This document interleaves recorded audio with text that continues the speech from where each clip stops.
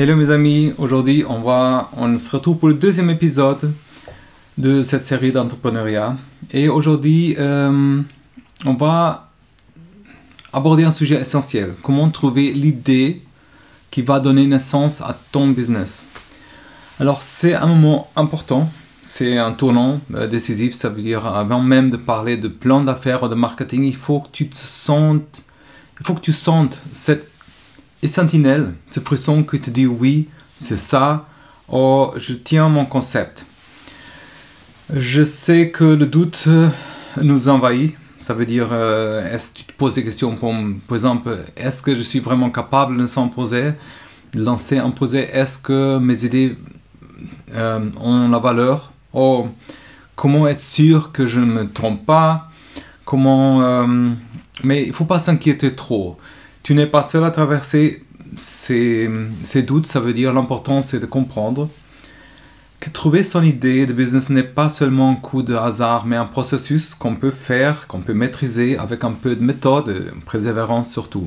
Et dans cette présentation, je vais t'expliquer les étapes pour clarifier tes aspirations, repérer tes opportunités concrètes, tester des hypothèses et mettre toutes les chances de ton côté. Il y a des moments où tu te demanderas si tu es sur la bonne voie, mais tu verras que l'action et la réflexion alternée te vont permettre de faire immerger une idée, sortir une idée solide. Attention, rien n'est définitif, mais une chose qui te ressemble quand même et qui peut intéresser le marché. Si tu sens déjà au fond de toi un peu ce feu qui te pousse à créer, sache qu'il est temps aussi de nourrir ça et laisser grandir. Alors tu peux prendre des notes et tu sais il y a aussi le podcast, tu peux écouter si c'est pas juste regarder, si tu peux pas écouter aussi. Et on va commencer par définir ton pourquoi, la fondation de ton idée, parce que l'importance d'une raison profonde. Avant même de parler de concept de marché, c'est important, tu dois creuser pourquoi tu veux créer ton business. Est-ce que, par exemple, qu'est-ce qui te fait sauter vers l'entrepreneuriat? Par exemple, ça peut être une raison de liberté, de la volonté de résoudre un problème, ça c'est déjà une bonne chose, qui te tient à cœur, l'envie de partager ta passion avec le monde.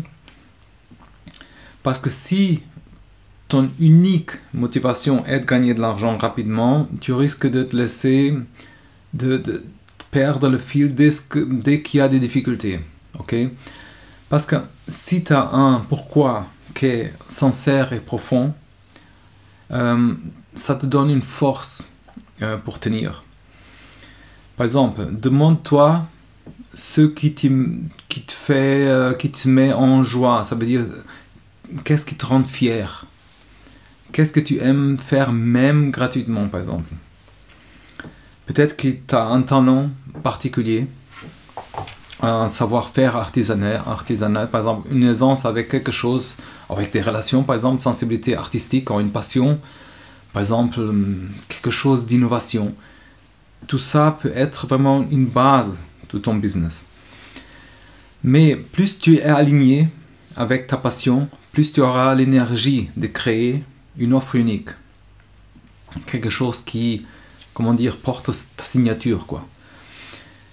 Alors, quand l'idée vient de ton intérieur, tu préserves, tu as cette force même quand ça va être dur, et ça va être dur. Et tu as une cohérence, tu construis un projet qui reflète tes valeurs. Par exemple, tu es authentique avec ta communication aussi. Et les autres personnes, ils sentent aussi que tu es amené pour une cause, ça se sent, pas pour une simple envie de profit, hein. Ça crée une connexion forte. Alors, une deuxième étape, tu peux observer le monde, là où se trouve peut-être l'inspiration, ça veut dire repère les problèmes ou le manque. Alors, ça veut dire pour ton business, de toute façon, tu dois développer ton sens d'observation. Regarde autour de toi. Par exemple, quels sont les problèmes que tu vois revenir tout le temps, les frustrations que certains gens s'expriment. Y a-t-il un manque de solutions pour un certain segment de marché, un produit, un service que tu aimerais bien voir exister, mais qui n'existe pas encore, ou pas une forme idéale, par exemple. Alors, je te dis, toute frustration est vraiment comme une graine d'opportunité. Et si tu arrives à répondre à ça, tu tiens déjà peut-être ton futur concept, je dirais comme ça. J'ai des exemples de gens qui ont réussi parce qu'il y a quelque chose qu'ils ont senti ou qu'ils ont été affectés directement.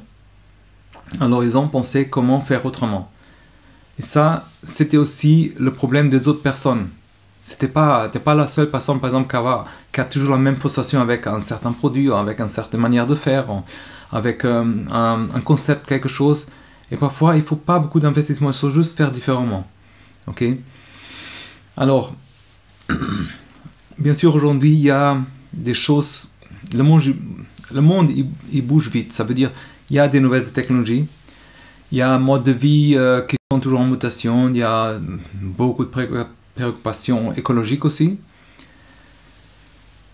Si on arrive à saisir quelque chose qui est en tendance, ça peut être aussi plus rentable. Regarde par exemple le succès des produits bio, l'économie du partage par exemple, du nomade digital. Alors si tu parviens par exemple à associer ta passion à une tendance qui se manifeste, tu maximises aussi tes chances de faire ta place aussi. Il ne faut pas se dire qu'il y a trop de concurrence, bien sûr il faut évaluer.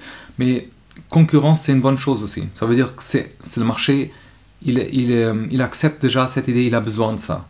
Alors reste vraiment toujours curieux. Par exemple, lis des articles, suis des influenceurs. Bon, tu suis ma chaîne, je ne peux pas dire que c'est influenceur, mais je suis influenceur quand même. Mais je dis, j'apporte quand même, c'est ma chaîne maintenant, c'est une source pour l'entrepreneuriat. Discute avec les gens aussi. Et si par exemple, si tu es en phase avec le marché, tu évites de créer un produit qui n'intéresse personne. Parfois on se dit, oui, je pense que ça serait bien, le produit il serait bien, mais pour toi. Mais parfois même si on veut aider les gens, j'ai sorti certains épisodes, trucs comme ça qui peuvent aider les gens, mais les gens ils ont même pas, ils savent qu'ils sont pas bien, mais ils veulent pas d'aide. Ils veulent une chose qui leur fait plaisir, mais ils pensent pas forcément. L'entrepreneur c'est pas forcément comme ça, mais je dis, un produit peut être bon pour toi. Tu sais que les gens ils ont besoin, mais les gens ils veulent pas simplement parce qu'ils veulent pas, parce que ça ne fait pas plaisir. C'est un peu absurde parce que tu veux aider les gens, tu sais que le problème est là et qu'ils devraient, par exemple, et que le produit ferait du bien, mais ils veulent pas. Ça c'est un peu, voilà, c'est con, mais c'est comme ça. Tu peux anticiper aussi certains besoins. Par exemple, quand on commence à voir certaines évolutions, on peut repérer certaines choses. Parfois même on avance certaines personnes. Une idée qui vient un déclic. C'est pour ça que je dis, j'ai une autre vidéo, c'est pas sur l'entrepreneuriat, mais c'est relationné. C'était il n'y a pas longtemps. Je fais une vidéo sur l'information. Okay? Par exemple, découvrir aussi des autres secteurs, des autres méthodes. Ça amène par exemple à imaginer certaines solutions. Et tu peux aussi faire l'inventaire de tes compétences. Et la prochaine étape, c'est de lister ce que tu sais faire déjà. Et dans tout ça, qu'est-ce que tu es bon? Vraiment, on peut devenir meilleur dans ça. Parce que si ton idée exige par exemple une compétence que tu n'as pas de tout, tu devrais investir dans ta formation aussi, ou recruter quelqu'un pour t'aider. Mais c'est tout à fait possible, ça veut dire... mais parfois, il faut être quand même conscient, depuis le début, ce que tu apportes déjà. Ça peut être la programmation, la gestion d'un projet, par exemple, t'es bon dans la création de contenu, par exemple, la négociation, par exemple, dans le social. Alors, fais l'inventaire de tes passions, et au-delà de ta compétence, aussi... Identifie tes passions, par exemple, cuisine, sport, écologie, par exemple, bien-être, design. Alors l'idéal, c'est quand tu trouves un croisement entre ce que tu aimes et ce que tu sais faire. Ça veut dire, en même temps, tu réponds à un besoin du marché. C'est comme si tu as un puzzle de 3 pièces, tu as la passion, compétence et demande. Alors, quand elles sont... Alors, imagine, tu as la passion ici, tu as la compétence et tu as la demande. Et là où ça se croise, c'est ça que donne la force. L'idée prend forme, ok? Et ça veut dire que tu as une certaine énergie. Tu ne comptes pas les heures, tu fais un boulot qui te passionne, tu es authentique, les clients ressentent sa sincérité et tu auras moins de mal à acquérir de nouvelles compétences. Okay? Et tu peux faire aussi un genre de brainstorming. Ça veut dire pour trouver ton idée de business, donne-toi le droit de rêver. Ça c'est important. Pose sur papier toutes les idées qui traversent l'esprit, par exemple, sans censurer toi-même, ça veut dire sans te limiter toi-même. L'important c'est vraiment laisser l'imagination courir, ça veut dire relis cette liste et vois lequel que te parle plus. Par exemple, celle qui, quand tu penses à ça, ça déclenche, par exemple, un intérêt particulier, tu sens quelque chose. C'est un signe d'un potentiel. Okay?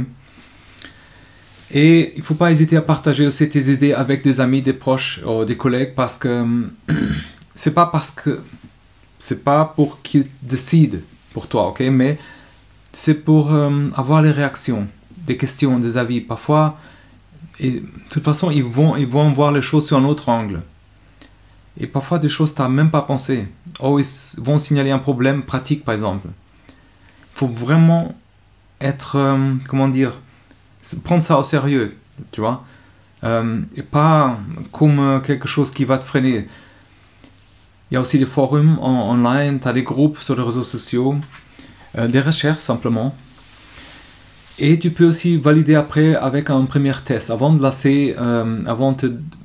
lancer cette idée ou de lancer de tête baissée, fais un petit test, une page de précommande, un prototype, une enquête en ligne, une vidéo de présentation, observe la réaction du public. Si par exemple il y a un certain enthousiasme, c'est un bon signe. S'il c'est calme, rien, revois ta copie et clarifie ton offre. Alors tester, ça permet d'économiser du temps, de l'argent et ajuster aussi le concept avant que tu dois passer à l'étape suivante. Parce qu'il faut faire, bien sûr, le temps, l'argent, l'investissement, c'est important. Alors c'est pour ça que je dis, il ne faut pas trop investir et après voir d'un coup qu'on est à côté de quelque chose. Okay? Et trouver vraiment cette chose qui fait un déclic. Ça veut dire, il ne faut pas se concentrer sur copier-coller des choses qui existent déjà. Ça veut dire, il y a probablement des gens qui font quelque chose de similaire à ce que tu veux faire. Mais ça ne doit pas te décourager forcément, ok? L'important, c'est que le petit déclic sera, par exemple, ta manière unique de faire les choses, d'apporter. Ça peut être une certaine qualité qu'il n'y avait pas avant, un respect sur certaines valeurs écologiques, ou une identité différente, quelque chose qui est ultra personnalisé. Alors, la petite différence, c'est ça qui t'amène à dire oui, je vends tout du café. Par exemple, quelqu'un qui vend du café, ils vendent le café, mais moi je propose une expérience sensorielle, par exemple, qui est unique. Par exemple, je connais un concept comme ça. Ça veut dire positionner clairement. C'est aussi important pour que ta différence soit forte, soit claire. En quoi tu es différent? Sur quel segment tu te positionnes, par exemple? Veux-tu cibler, par exemple, une clientèle plus haut de gamme, ou plus modeste, ou très spécialisée? Pour vraiment clarifier ton message. Okay? Moi, par exemple, je veux affecter quelqu'un qui veut être entrepreneur, qui veut investir dans cette idée, qui veut venir. Et ça va spécialiser un peu plus, ok? Mais clarifie ton message, trouve ton slogan, ok? Une idée, une identité visuelle, un univers, quoi. Ça donne un ton à ton business. Par exemple, un parfum unique, quelque chose qui est plus difficile à copier de quelqu'un, ok? Le client qui adhèrent à ta vision deviendront, comment dire, tes ambassadeurs, les clients, ils deviennent fidèles, quoi. Et ça t'amène aussi à avoir moins de concurrence directe. T'es pas un produit de plus, par exemple, t'as pas un produit de plus, t'es un produit singulier qui, par exemple, qui attire ceux qui reconnaissent ça. Tu peux aussi mieux valoriser le prix après. Ça veut dire que les gens sont toujours prêts à payer plus pour un concept qui leur parle vraiment, qui va les aider vraiment. Tu as aussi cette reconnaissance après. Les médias, les influenceurs aiment relayer ces initiatives, quelque chose d'original. Okay? Et alors, il y a aussi, tu dois aussi doser un peu entre l'ambition et la prudence. Ça veut dire, c'est un équilibre entre un rêve et le réalisme. Alors, je connais des projets, ça veut dire, c'est bien de rêver grand, mais il faut aussi savoir rester minimum réaliste. Si par exemple tu veux lancer un réseau social qui dépasse la légion en 3 semaines, bien sûr ça ne marche jamais. Alors tu risques de te heurter à la réalité du marché. Bon, j'exagère un peu, mais c'est du genre. Tu dois avoir une vision d'objectif à long terme. Mais avancer aussi étape par étape. Ça veut dire avoir un... Il s'appelle comment ça? MVP en anglais, je pense. En français, un produit qui est minimum valable. Ça veut dire une croissance progressive. D'abord, tu dois avoir des gens qui sont satisfaits. Après, tu peux grandir avec ton business. Et là, la prudence, c'est vraiment comprendre que la réussite, ça prend toujours du temps. Ça, je disais déjà avant. Alors, il ne faut pas se laisser paralyser par la peur aussi. Nous, entrepreneurs, si tu deviens entrepreneur, la prudence ne doit pas t'empêcher d'agir. Il y a beaucoup de gens qui laissent leurs idées mourir. Et je connais quelqu'un. J'avais un projet avec quelqu'un et je sais qu'il va mourir avec cette idée. C'est une idée formidable. C'est une ressource incroyable qui a, entre-temps, en 10 ans, grandi énormément. Mais le projet, je pense qu'il s'est fait déjà dépasser par l'idée. Et avec quelqu'un d'autre, voilà. Alors, tu peux minimiser ce risque. Par exemple, tu peux te former, planifier, faire les tests, informe-toi, garde à l'esprit que l'entrepreneuriat exige vraiment, tu dois sortir de ta zone de confort, oser. La peur est normale, mais il ne faut pas que ça dicte ta vie, ok? Et quand tu lances quelque chose et que ça fonctionne, tu as moins de stress. Ça veut dire quelque chose qui est réfléchi, ça te rassure et tu sais où tu mets les pieds par exemple. Tu as aussi une trajectoire un peu plus stable, ça veut dire que tu sais adapter la cadence, certaines choses à la croissance selon tes moyens financiers, ressources autrement. Et si tu avances progressivement, ça te donne aussi mieux la chance de corriger quelque chose sans faire trop de dégâts, sans recommencer de zéro par exemple, un truc comme ça. Alors, tu dois aussi parfois préserver, et tu dois toujours préserver, malgré les choses que tu vas rencontrer, ça veut dire les obstacles. Il ne faut pas croire qu'il existe un entrepreneur qui n'a jamais traversé des galères. Il y a toujours des problèmes de production, de manque manque financier, il y a erreur de casting pour un partenaire, par exemple, des critiques injustes parfois. Alors l'échec partiel ou les difficultés temporaires font vraiment partie de tout ça. La différence entre ceux qui réussissent et ceux qui ne réussissent pas, c'est la persévérance. Okay? On apprend tous avec chaque fois qu'on tombe, chaque fois qu'on fait quelque chose de mal, on se forge, quoi. Le mental, ça se forge avec. Ça veut dire, tu vis ces épreuves. Tu vas acquérir une certaine force mentale. Et tu arrêtes de te plaindre, déjà, pour rien. Et de toute façon, ça sert à rien de se plaindre. Voilà. Mais bon, ça c'est facile à dire, je sais.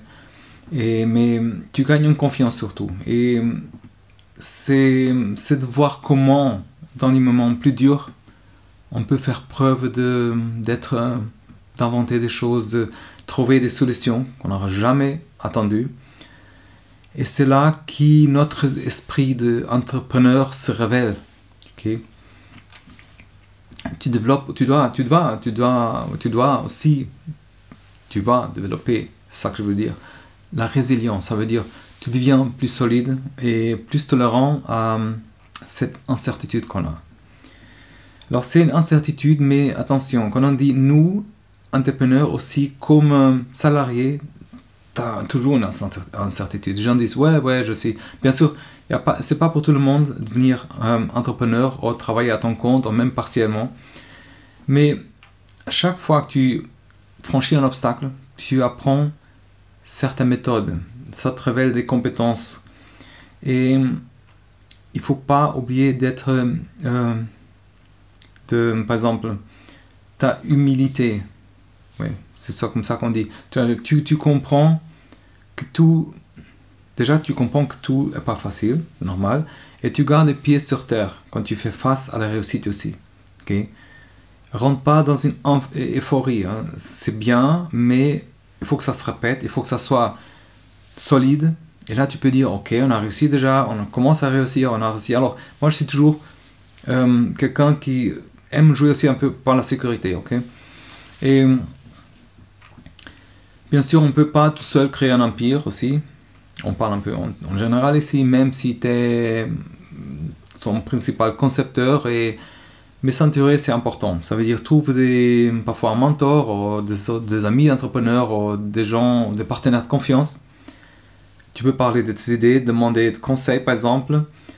Ose demander de l'aide quand tu as besoin aussi. Alors on parle de solopreneurs aussi. Mais rares sont les personnes qui réussissent sans un minimum d'échange et de soutien. Tu n'es pas moins brillant en acceptant des écoutes des autres, ok? Ça veut dire l'important, comme j'ai dit, le monde évolue plus vite, très vite. Voilà. Et il y a des outils numériques qu'on peut avoir, des canaux de communication, nouvelles méthodologies. Il faut se former, ok? Tu peux vite te faire dépasser par ceux qui maîtrisent des autres choses. Même s'il ne faut pas avoir peur de ça, mais il faut être prêt à faire autrement. Ça veut dire, il y a des formations, il y a ces vidéos que je fais aussi, il y a des ressources que je vais lancer bientôt.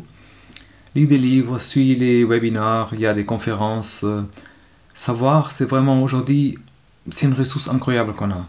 Okay? L'internet et toutes ces ressources sur YouTube. Il suffit vraiment d'avoir la curiosité. Il a envie de progresser, justement. C'est encore une vidéo que je fais il n'y a pas longtemps sur la curiosité. Ose ta curiosité, ok? Et quand tu partages, quelqu'un partage des connaissances avec toi, tu gagnes du temps déjà. Tu apprends à éviter les erreurs des autres et ça stimule la créativité, des discussions, des retours critiques, des points de vue différents. Et élargir ton réseau avec ça. Tu rencontres peut-être quelqu'un avec qui tu peux travailler, une recommandation, un client, simplement une amitié, quoi.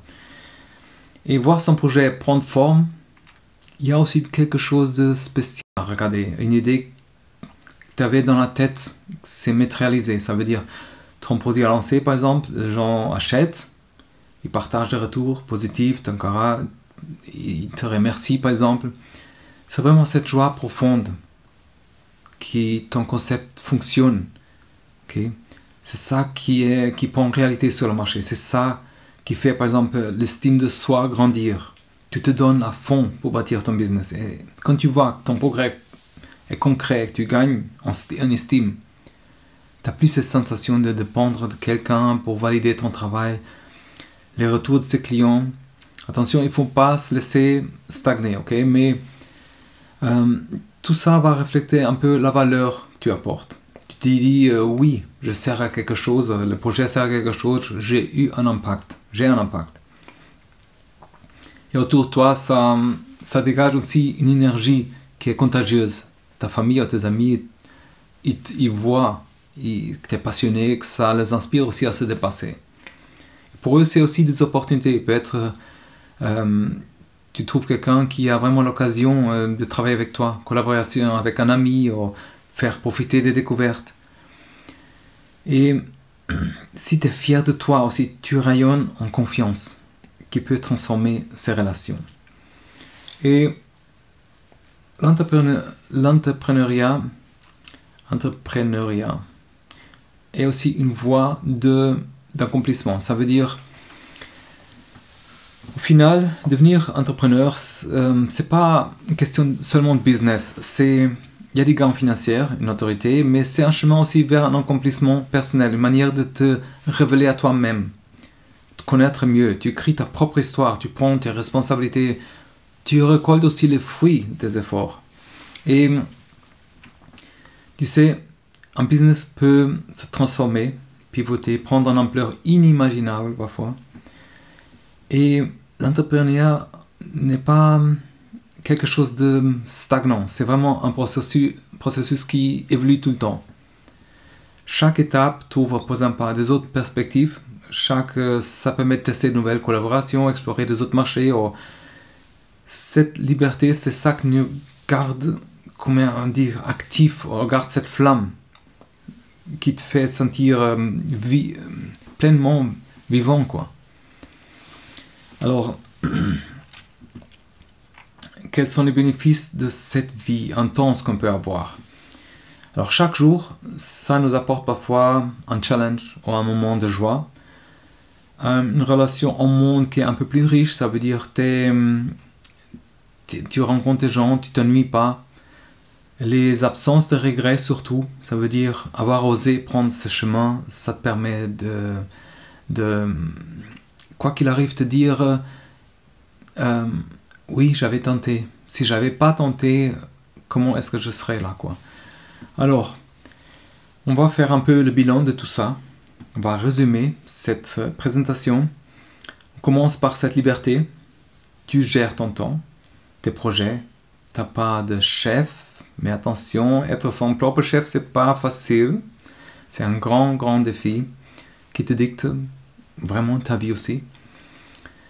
Tu as un travail passionné, tu peux construire un business autour de ce qui te fait vibrer, ce qui te remplit d'énergie positive. Tu contrôles et tu contrôles ta responsabilité. Ça veut dire plus personne ne décide à ta place. C'est toi le capitaine de ton navire avec tout ce que ça implique qu'on a parlé. Mais tu peux être fier et tu as un engagement.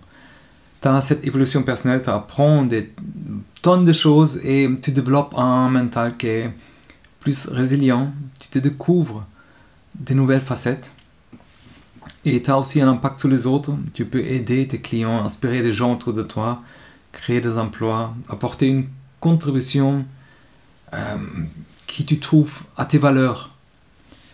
Et bien sûr, on a parlé de l'indépendance financière. Tu n'as pas un plafond de salaire. Il faut dire que tu n'as pas non plus une certitude. Mais si ton projet cartonne, par exemple, les revenus font monter, il n'y a pas de limite. Ça donne une certaine sécurité et la possibilité de réinvestir aussi.